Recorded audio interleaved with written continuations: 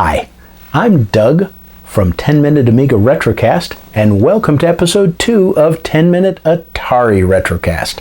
Now, it's only been since July, like 15, 16 months since episode 1, so that's not too bad. Let me be honest with you. Before I was a Commodore kid, I was an Atari kid through and through. My father got my brother and I a Sears Telegame, which was Sears Atari 2600 version. I'd say Christmas of '79, and oh my goodness, how many hours did I put into Missile Command, Asteroids, Space Invaders, Combat, which was the only game my father could beat me at, and I swear he would beat me almost every time in Combat. Now, I continued to use my Atari even after I got my VIC-20 and even my Commodore 64 in around 1984. So I'd still, when I was at my dad's house, I'd play some Atari now and again. But as time went on, got a little long in the tooth. The Atari ended up going into a box probably in 1988, and it followed me from house to house as I moved across the country, never coming out of the box. The next time that I recall really playing an Atari game was in 2006, Christmas 2006. I was given one of those Atari Flashback, I think it was the Flashback 2 or Flashback 3 for Christmas. And the kids and I hooked it up to a big old TV that we had, and we played some Atari games for hours. And that got me thinking, my old Sears Telegames is someplace in storage. Pulled it out in 2007, played through a bunch of the old games, just had a great time. Now that triggered in me thinking about consoles, which I had honestly not even touched since 1984, 1985. Before I knew it, I went out and I bought myself a Wii in 2007, bought myself a PS3, and got some older stuff like some GameCubes, things like that, and finally culminated in 2018, me permanently getting my Amigas out of storage, and here we are. Now, I had totally bypassed consoles from about 1984 until 2006 or 2007 when I got my Wii. The entire NES, didn't care a thing about it. SNES meant nothing to me. Atari 5200, 7800, Jaguar, nothing at all. I played games on my Commodore 64. I played games on my Amiga. And then into the 90s and 2000s, I was PC Master Race through and through. Forget about the consoles. They meant nothing to me. Well, once I got back into the retro scene and doing the 10 Minute Amiga Retrocast, I started collecting for my Atari again. I'd go to eBay, I'd go to some local stores, ended up with like 120 different Atari 2600 cartridges. I only like to get some of the best ones. I ignore the ones that are garbage. And then, of course, I have 30 or 40 of them that are just duplicates because, you buy a package of them, and, of course, it comes with 3 copies of Space Invaders. But I remembered playing an Atari 7800 with my girlfriend. It was probably 1988, 1989, somewhere in that range. I was playing Mario Brothers with my girlfriend in her house. We just did it once or twice. And it got me thinking, what's this 7800? I never messed around with that. So I started looking online, found a couple of decent deals on one of the auction sites, and ended up bidding on 2 Atari 7800s, thinking, well, I might win one, and then I'll just let the other one go, and somebody else can outbid me and get that one. No, I won both of them, so I ended up with 2 Atari 7800s. I'll talk about that in a few minutes, what I did with the second one. But for now, let's talk about the Atari 7800 itself. The Atari 7800 was originally announced in May of 1984, but due to marketing conditions and the fact that Atari was bleeding money, it never quite made it to market. In fact, they never paid the designers. General Computer Corporation never paid them for the work on the Atari 7800. So it was shelved and put into storage. Then in July of 1984, Jack Tramiel bought Atari. Now, he just got booted out of Commodore a few months before, so he really bought Atari to take revenge on his old company. Jack was all about the computer scene, and he really didn't care that much about the console market and the cartridge market. So it languished there for another couple of months. They argued back and forth about who owed General Computing Corporation the money, whether it was the old Atari or if Jack was supposed to pay them. Jack finally paid them, but it did mean the Atari 7800 languished in storage for like a year and a half after it first came out.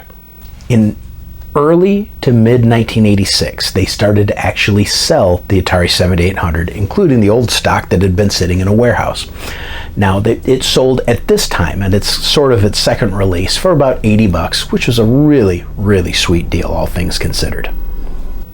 When it shipped, most of the games were just older arcade ports. Some of these were already 6, 7, 8 years old. Centipede, Miss Pac Man, Pole Position, Joust, Dig Dug, a couple of other really old arcade ports.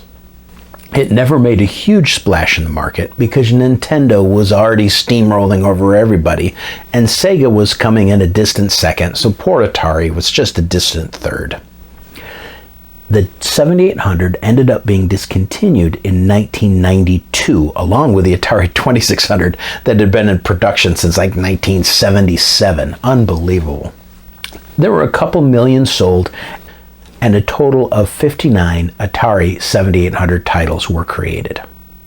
But enough about the past. Let's talk about the Atari 7800 in modern times. Let's go take a look at the little beast.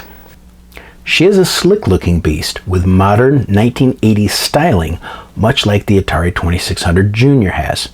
In the front, we have two standard 9-pin joystick ports, and down here we have a couple of difficulty switches, mainly for 2600 compatibility. Here we've got a power button, pretty self-explanatory. This one is the pause button that will pause your game right in the middle of playing it. Now, I would have loved this back in 1980 when I was playing a marathon session of Asteroids and I had to go pee. A pause button would have just been wonderful. But these only work on Atari 7800 games. Here we have the select button for selecting which game you want to play.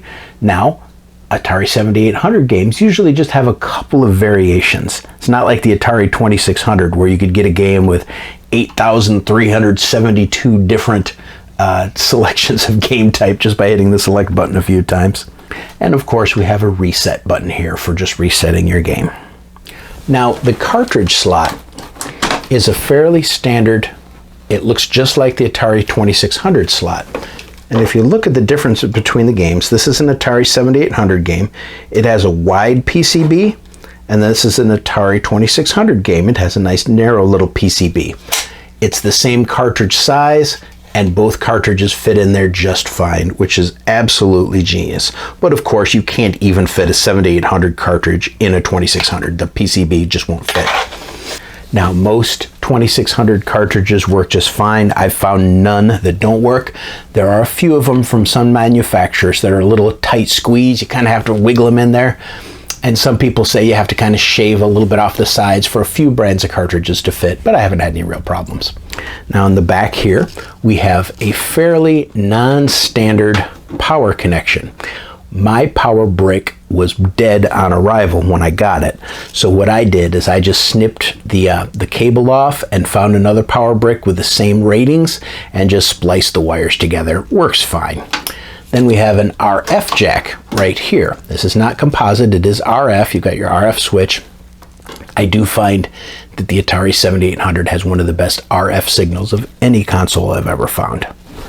Now, let's talk about the infamous Atari 7800 joysticks. Now, these, I believe, were designed and created by the Tylenol organization in order to sell more pain relievers. Everything that you've heard about these is absolutely true. Bless you, Atari, for putting two buttons on here, a left and a right fire button that do two separate things in Atari 7800 games. Curse you for making it probably one of the most uncomfortable joysticks that I've ever used in my life. There's just something about it that it causes your hand to cramp up after maybe a half hour of play, and that the second fire button, it's just not convenient to hit for some reason. It doesn't feel natural. Maybe it should be down a little bit lower here. So yeah, they're really uncomfortable. Now, our friends in Europe received their Atari 7800s with a more Nintendo-y looking gamepad, which I'll show a picture of right there. And luckily, our friends over at Retro Game Boys, and that's boys with a cool kid Z at the end, make a gamepad, again, right there, for less than 40 bucks that works in the 7800 that gets some great reviews. Now, what's this I see here? Is this the original plastic covering on top of the silver top of my Atari? Well, bust out your romantic candles, put on some berry white, and let's do some AMSR plastic removal.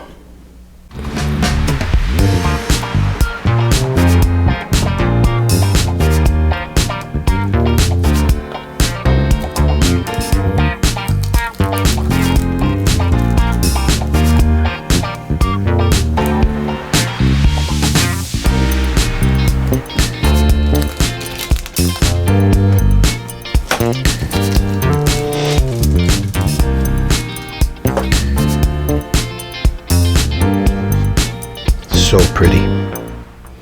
Let's say we crack this little guy open for the first time in 35 years and see what makes her tick.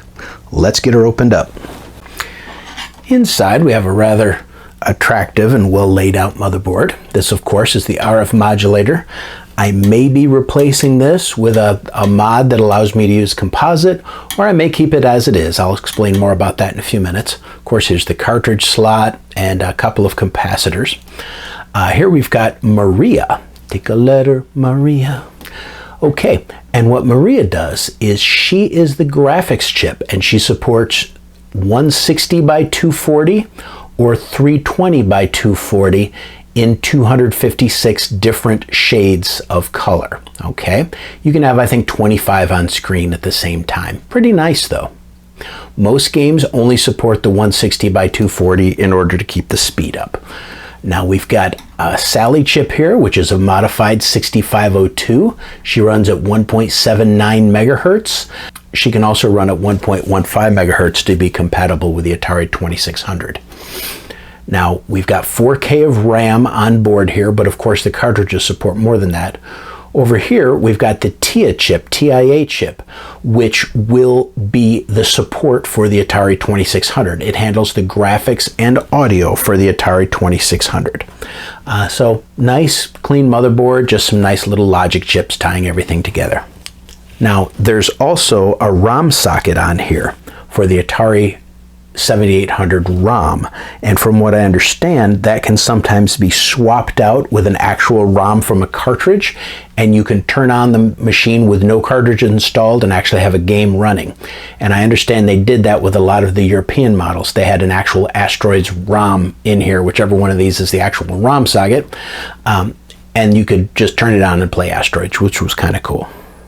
The TIA chip, which is the Atari 2600 chip, also handles audio, and one of the biggest complaints about the Atari 7800 is that it uses the same audio as the Atari 2600, and so people assume it's just garbage 10-year-old audio. Well, that's sort of accurate. Now, to be fair, this is no Pokey chip like in the Atari 8-bit line. This is certainly no SID chip. But when you're in 7800 mode on here, the machine has 100% exclusive access to the TIA chip. It does not need it to handle any graphics. So it can push it much further and perform more audio magic than the 2600 could. And the audio is really not bad at all. Now, I 100% think they should have had a Pokey chip in here to really blow us away with audio, but as it stands, the TIA does a pretty darn good job when pushed hard. Now, let's switch over. This is the Atari 2600 version of Miss Pac Man, played right on my Atari 7800. Now, this is one of the best sounding games on the 2600, and I think this is great. So let's play this for a few moments.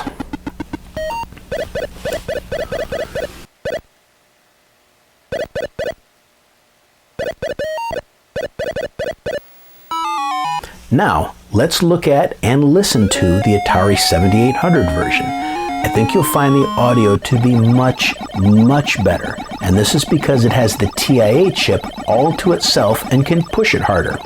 So don't throw away the thought of collecting 7800 games just because you think the audio will be bad, because it's really not.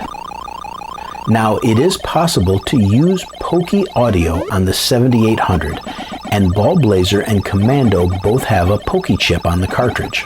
Hence, the audio is far superior. This was probably an expensive proposition, so most games don't use it. Now, another game called Gumby was planned for audio enhancement, but never saw the light of day.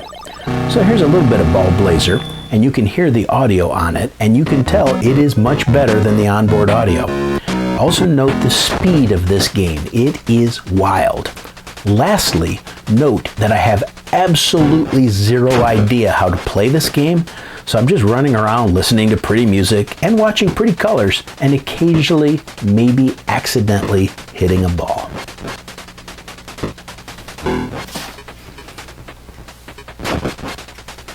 So you'll recall me saying that I won 2 Atari 7800s in the auctions, and I absolutely did.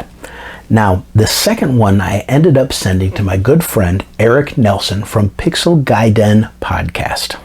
If you don't listen to Pixel Gaiden, you need to listen to Pixel Gaiden. There's a link here, there'll be a link in the description.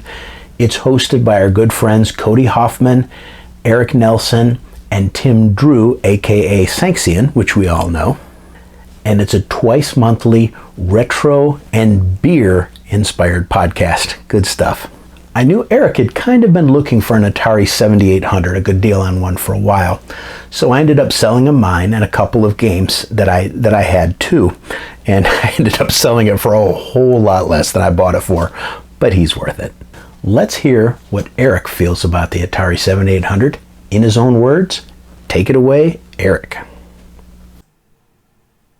Hey Doug, this is Eric Nelson with Pixel Gaiden podcast, and I wanted to tell you about the Atari 7800 that you sent. So I bought this from you. It is a system that I had been looking for quite a while. I just never found a good deal or one that, I don't mind taking in machines that are a little scuffed up or whatever, but I do prefer them to work pretty well when I get them. So that's my only caveat. So cosmetically, I'm not really that concerned, but I've been looking for an Atari 7800 for a while. And the reason I really wanted this particular one, because if anyone has listened to Pixel Gaiden, they know that when I was a kid, the only console that we had was an Atari 5200.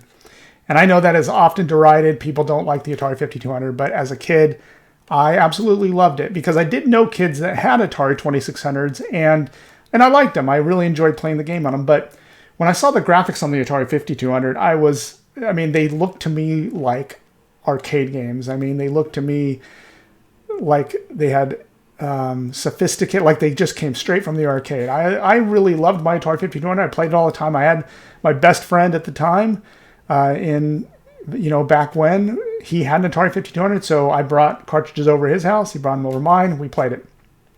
Now, I still haven't added a 5200 to my collection, but I think I will someday. But in the meantime, I always wanted to grab a 7800, and one reason why is that it is a multitask. 7800 games and 2600 games with no problem. And I thought that, as everybody who's watching this probably agrees with or knows, desktop real estate is at an all-time premium in our hobby. So anything that can do two things at once is pretty handy. So I do have an Atari 2600. I have two different ones. I have a classic heavy sixer with the really nice wood paneling and everything. And I have one of the Vaders, the later model one. Both are modded for composite. Which brings me to the first thing about this guy. I have to admit, I didn't know that this didn't have a composite port in it. It just has basically an RF port. And so when I got it, I immediately was like, well, I'm going to test it using the RF port, but I'm totally going to go do a mod. I'm going to get a composite mod. They're pretty easy to find. I was going to just plug it in, test it, and then I was going to definitely go buy a composite mod and pop that in there. Well, turns out that I plugged this into in fact, it's in this Toshiba. It is a nice CRT in the back here, but it has an RF port in the back. I have one of those little like screw adapters, so you don't need the RF modulation, the switch box. I basically plugged this right in there just to test it, and I was really, really impressed with the RF output on this. It's crystal clear. It looks amazing. So I honestly don't even know if I'm going to do a composite mod on this. I may just leave it RF. It really looks that good. If this CRT dies someday and I decide I don't want to put have a CRT in the game room anymore, which I don't ever see happening, but if it does happen and I need to go onto a flat panel screen like the one behind me, then I will probably do a composite mod on it just so I can put it through an upscaler. But anyway, I have been playing this I've had this about a week, and I've been playing all the games. Now, Doug included 2 games with this. Basically, I went back to him and was like, and he had a lot of duplicates that he had. So I basically bought all of his duplicates, and there are some amazing games on here like Dig Dug. And by the way, the cartridges are about the same size as the 2600. They look awesome. Cody's favorite game of all, Galaga. Ms. Pac Man. But the one game, and I got many more here, but the one game that I will say that I have been the most impressed with is Food Fight. I had never played this game, and the 7800 version of the arcade classic, I sat down one night and played this for an hour and a half, which for any of these kind of arcade games, I usually play, 15 minutes, half an hour maybe, and then I'm done or moving on to the next thing. I played this for an hour and a half. I absolutely love this game, and it is a fantastic version on the 7800. So Food Fight is amazing. Another one that kind of grabbed my attention is a game, Ms. Pac Man. I don't actually love Ms. Pac Man. It's a fine game. It's okay. I like it better than regular Pac Man, but it looks so good, and the sound is really great. These games are all awesome. I plan on going through there. I start a little spreadsheet to keep track of high scores. I just love kicking back right before I go to bed at night, playing 7800. These are amazing arcade ports.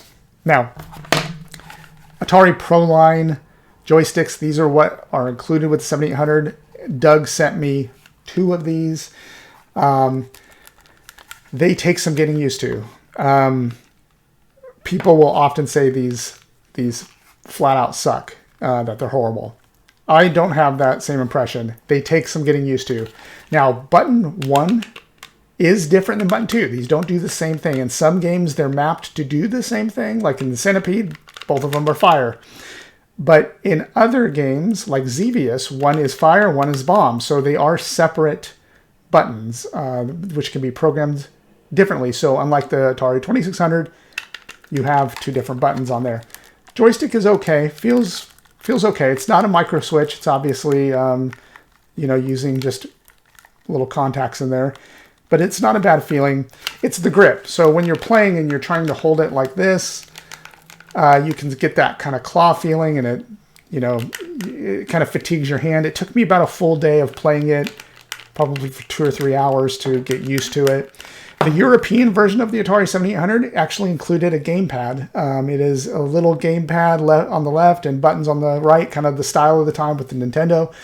And it even has a little joystick you can screw down into the thing, and it's like a little gamepad. It's pretty sweet. I like those. But I wanted a more authentic experience, so I'm going to try to stick with this. So I think that I will be doing a lot more talking about the 7800 now that I have one.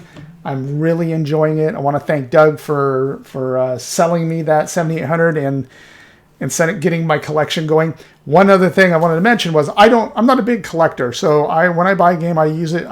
I buy it just to play it. The total library for the 7800 was 59 official games, and there are homebrews after that and stuff, but 59 games. That's not bad. That is a doable number. I have 10 games right now. So really, it's not that far-fetched to think I can get a nearly complete collection, and a lot of them are dirt cheap. You can find these for $5, $4, all over the place. There are titles like Ninja Golf, which I love. I love that on the Lynx. It goes for a lot of money, but nowhere near like the type of money that you see on some other systems. So I don't think it's impossible to get a complete set. Difficult, but not impossible. But anyway, thanks again, Doug. I really appreciate it, and have a good day, and I will talk to you soon. Thank you, Eric. That was very, very insightful. I really appreciate that. Now, in honor of Pixel Gaiden and Cody's love for the game Galaga, let's take a look at Galaga on the 7800. Now, Galaga was one of the early ports and easily could have been better, but it's still a ton of fun. It is based on one of the best and most influential games of the early 80s, but some people would not understand that.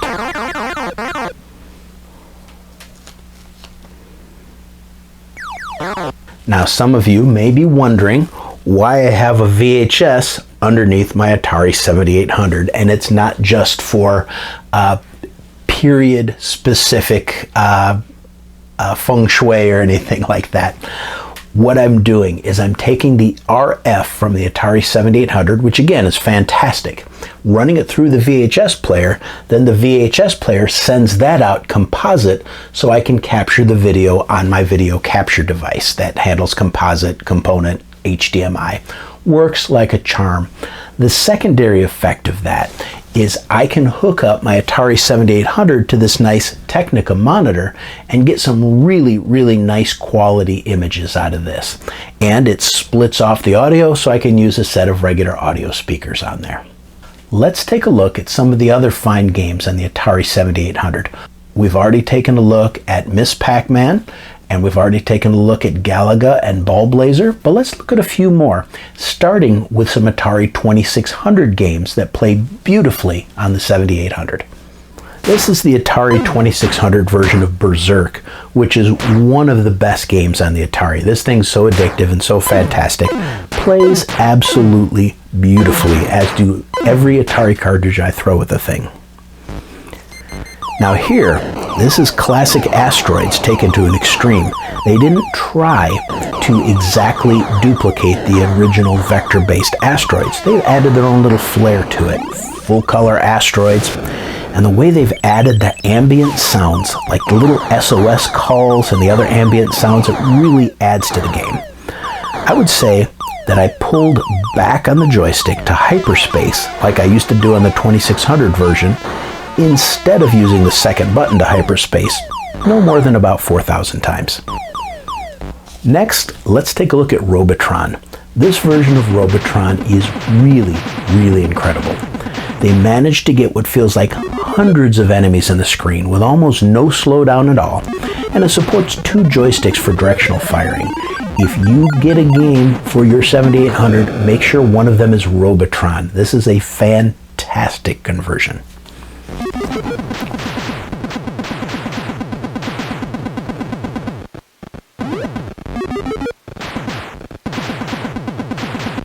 Now, Mario Brothers is a classic game that was ported to a lot of platforms, and the 7800 version is really quite good. It was literally the first Atari 7800 game I ever played back in the late 80s.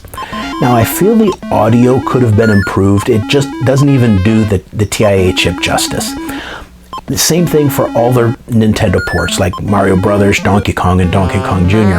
But Nintendo being Nintendo, they always saved the best for their own platforms and gave other people, subpar quality. Now, Joust is an absolutely classic game that is just about arcade perfect. This brings up a good point. A lot of the Atari 7800 games have great 2-player modes. Even Asteroids and Centipede have fantastic cooperative modes that the original arcade versions totally lacked. So you can play Asteroids co-op with a friend, you can play Centipede co-op with a friend. Really fantastic idea. Now, Xenophobe here, while not quite as good or versatile as the Amiga version, is still really playable and quite fun on the Atari. And there's nothing creepy at all about picking up human skulls on a space station. No, that's fine. That's normal. There are tons of really good games available. Some of my other favorites are Desert Falcon, Donkey Kong, Dark Chambers, and Xevious. I'm on the lookout for Ninja Golf for the 7800, but it sells for like $100. What's my opinion of the Atari 7800 now that I've had it for a couple of months and I've been playing it quite a bit? I absolutely love it. I've got one console that can play my entire huge Atari 2600 library, and I have a whole new library to collect for. And with only 59 games, it's not that hard to do. There are some newer games that have come out that maybe I'll talk about when I finally get them. But there's some newer ones that have come out for it that people are developing for. And there's a new cartridge, Dragonfly, I think it's called, that allows you to put games on an SD card and play it from there. I'll probably end up getting one of those too. I usually find the games between $5 and $30. They're pretty easy to get. Some of the more uncommon games only pop up on eBay every now and again. I kind of do regret not getting one of these back in the late 80s. It would have been fun to be able to play my old Atari games and have some new stuff and have it sitting beside my Amiga. But, you know, I didn't. Huge thanks to my wonderful patrons who helped me out so much. If you want to join this prestigious list, currently flying by over a nice game of Rampage on the 7800, drop on by to patreon.com/10mark. I would love to have you join us, and I promise there's no giant gorillas or lizards on my Patreon page.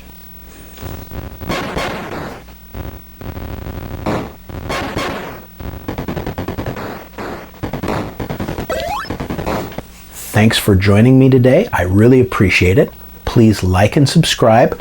I'll try not to make it 8 months between my next Atari video. I've got some more stuff planned for the Atari ST, shrug, eye roll, and my Atari 8-bit, my 800XL, which is awesome.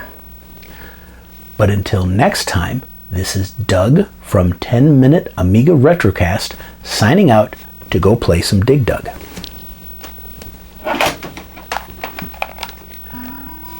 You know, they named this game after me, you know. Yeah.